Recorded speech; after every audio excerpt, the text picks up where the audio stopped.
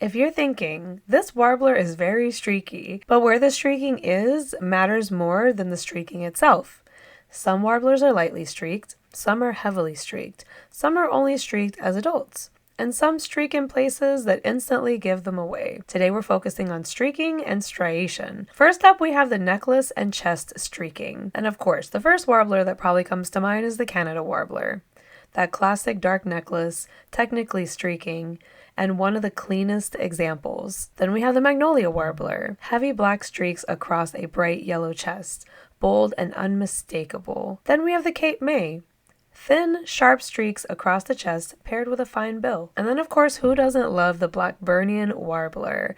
That orange throat steals all the attention, but streaking is still present below, which is part of what makes this warbler so beautiful, is that beautiful black and orange contrast. Then we have the warblers with the flank and the side streaking. Like the black-throated green warbler, dark flank streaking contrast with a bright yellow face. Then we have the golden cheek warbler, bold black streaking paired with a striking face contrast. Then we have the hermit warbler, subtle streaking compared to its relatives, but still present. Their streaking is more faint and blurry. Then we have the Townsend warbler, heavy bold streaking, one of the streakiest warblers overall. Then we have the black-throated gray, sharp black streaks on clean gray and white. Then we have the Grace's warbler, also fine streaking, elegant rather than bold. Then we have those warblers that are subtle and have some variable streaking. These often trick people. The Prairie warbler has thin, delicate streaking along the sides, not super duper heavy, but it's still there for sure. The yellow-throated warbler, streaking is also present, but secondary to that bright yellow throat. The yellow-rumped warbler has variable streaking, and it changes with age and plumage. The pine warbler has soft, blurry streaking, which is easy to overlook, but it's definitely still there. The palm warbler has streaking plus constant tail bobbing. Behavior helps confirm. Then we have heavily streaked warblers.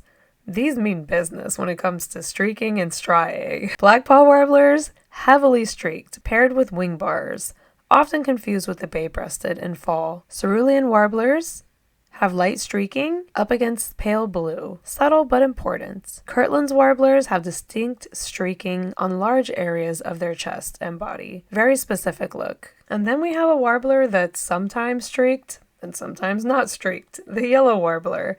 Adult males show reddish streaking, while females and immatures do not. And last of all, we have the full body or heavy striation, the heaviest streaked warblers of all. The black and white warbler is not just streaked, it's fully striped from head to tail. The northern waterthrush is the same way, dense streaking across the chest and belly, very thrush-like, hence the name. The Louisiana waterthrush also, cleaner streaking than the northern, but spacing matters here. And then the Ovenbird has that bold streaking combined with that strong white eye ring.